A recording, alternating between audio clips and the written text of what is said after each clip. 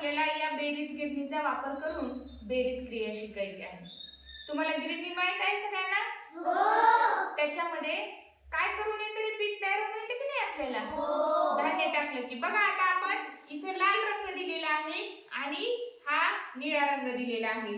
तर आता आपण याच्यामध्ये लाल रंगामध्ये आपण 4 मणी टाकायलेत बघा. 1 2 3 4.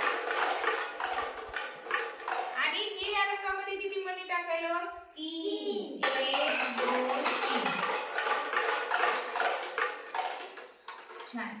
बघा किती मणी तयार झाले आपले हे एकत्र? 7 झाले. बघा आपण इथं जो अंक दिलेला आहे त्याच्यावर पण 7 आणायचे आणि नंतर त्याचंच आपल्याला गणिती रूपात सुद्धा लिहायचं आहे. बघा 4 अधिक 3 बरोबर 7. आले 7 आपले? बघा आपले हे 7 मणी.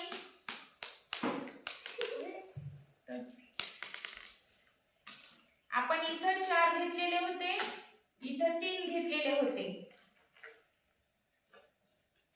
आणि हे सगळे एकत्र केले, आपले किती झाले? 7. छान.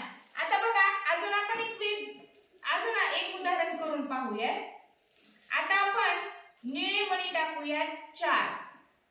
1 2 3 4. आणि हे सुद्धा आपण 4 टाकूयात बघा. 1 2 3 4. आले आपल्या गिरणीतून मणी बाहेर आले. आपण आता ते मोजून घेऊया. पहा मोजा, निळे किती आहे? 4. लाल किती आहे? 4. आता दोन्ही मिळून किती झाले? 8. छान.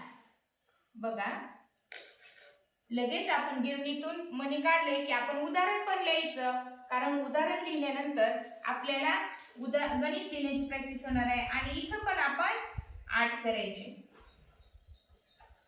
बघा इथं 4 टाकले होते, इथं 4, उत्तर पण आपलं 8 आलं आणि हे मणी सुद्धा 8. या पद्धतीने छानपैकी बेरीज करायची आहे. आता मी तुम्हाला हे साहित्य प्रत्येक गटाला देणार आहे आणि प्रत्येक गटाने या साहित्याचा वापर करून बेरीज करायची आहे. धन्यवाद.